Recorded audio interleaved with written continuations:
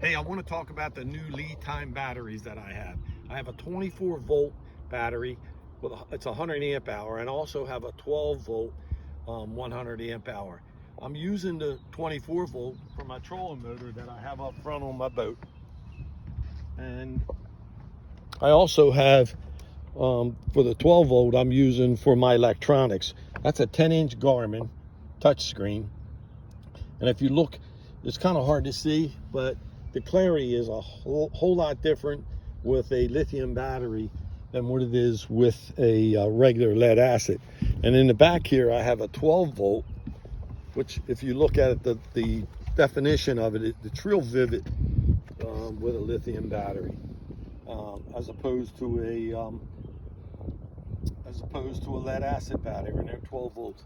I have the batteries right here in this compartment, and there's my 24 volt 100 amp, and here is the 12 volt.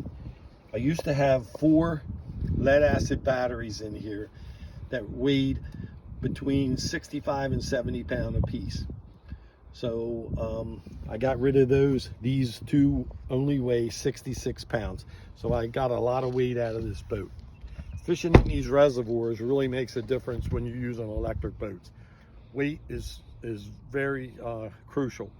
The more weight you get out of this boat, the more speed you got. So if you're interested in lithium batteries, take a look at LiTime batteries. Look up Li, which is spelled L-I-T-I-M-E, LiTime.com. And if you're interested in batteries, give them a shout. Thank you.